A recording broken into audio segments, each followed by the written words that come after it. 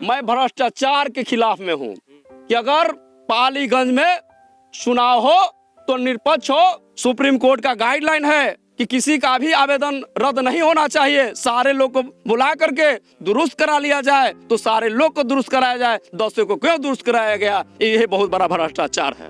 अभी हमारे साथ आनंद कुमार हैं और ये पालीगंज विधानसभा क्षेत्र से भारतीय लोक चेतना पार्टी के प्रत्याशी हैं।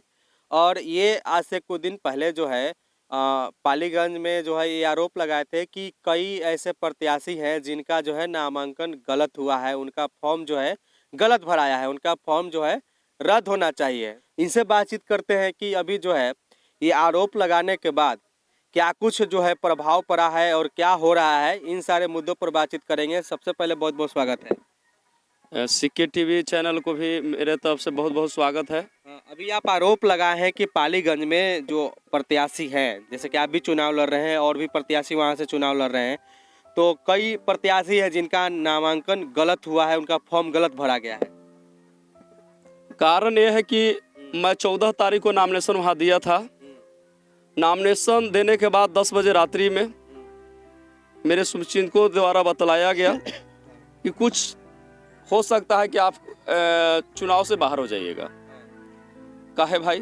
तो आप जो है ऑनलाइन अपना प्रिंट निकाल करके चेक कर लें, हर एक कॉलम को आपका गलत हो गया है। उसके दरमियान जो है मैंने निकाला, उसको सारा बिंदु पर समझा, टेक्निकली चीज़ पढ़ा, एक चीज़ बिंदु को पढ़ा, और पढ़ने के दरमियान मुझे खुद फीलिंग हुआ कि मेरा 3 सेट में जो नॉमिनेशन दिया है वो तीनों मेरा रद्द हो जाएगा। उसके बाद 15 तारीख को रात दिन एक कर करके हर एक बिंदु पर वार्ता कर करके और जितने प्रत्याशी जो फाइल किए हुए थे सारा को ऑनलाइन जो है प्रिंट निकाल करके सारा को गुना भाग कर करके और अपना फॉर्म जो है कि फिर 16 तारीख को मैंने जो है कि वहाँ नॉमिनेशन फाइल किया एक सेट में। उसके बाद 17 तारीख को लास्ट डे था। 17 तारीख को रात्रि में 10 बजे टोटल मैंने फॉर्म को निकाल लिया। कितना किसका फॉर्म था? 2900 का। जो भी वहाँ पर प्रत्याशी अपना नामांकन करवाए थे सारे लोग का जो है आप निकाले ऑनलाइन? हाँ, उसमें मेरा भी साथ में। हाँ, 2900 का निकाल लिए। तो 17 तारीख को 17 तारीख को रात में 2900 का मैंने निकाल लिया। निकाल लेने के बाद एक आवेदन बनाया। आवेदन में ये बनाया कि 29 प्रत्याशी जो आवेदन किए हैं 2900 प्रत्याशी का आवेदन को जांच किया जाए। आज जो फॉर्म गलत है, अगर मेरा भी गलत है तो मेरा भी रद्द किया जाए, अगर दूसरे का भी अगर गलत है तो दूसरे का भी रद्द किया जाए। उसके दरमियान में जो है कि 15 फॉर्म रद्द हुआ है, 15 प्रत्याशी का रद्द हुआ है। और रद्द करवाने में ये मेरी कोई दोष नहीं है, ये जो है आपको इलेक्शन ऑफिसर शशि रंजना जी का देन है।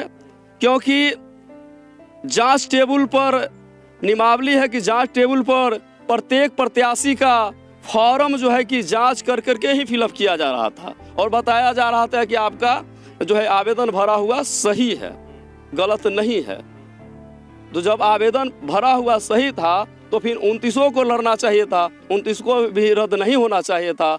और जब मैं पुनः टोटल आवेदन को जांच किया तो मैं फीलिंग यही किया कि 29 में से 25 फॉर्म गलत है, लेकिन 10 फॉर्म वाले व्यक्ति को फ़ोन से बुला करके नोटिस कर करके उनकी फॉर्म को चेंज करा करके उनको जो है स्वीकृति दी गई है। और 15 प्रत्याशी को न बुलाया गया, न फ़ोन किया गया और उनको रद्द कर दिया गया। उसमें एक मैं भी प्रत्याशी हूँ जिसको पास भी न फ़ोन आया न कोई सूचना आया। मैं अपने स्वयं गया था 18 तारीख को कंप्लेन देने के लिए। तो कंप्लेन देने के लिए गया तो जब प्रतीक्षा हॉल में 10:30 बजे जब मुझे बैठाया गया तो लोग बोलने लगे प्रत्याशी कि मेरे पास फ़ोन आया है, कोई बोल रहा है कि मेरे पास नोटिस आया है। मैं बोला कि मेरे पास तो कुछ नहीं आया है और न फ़ोन आया है। उसके बाद जो है 15 प्रत्याशी का फॉर्म जो है कि रद्द कर दिया जाता है और 10 को सेलेक्ट कर दिया जाता है।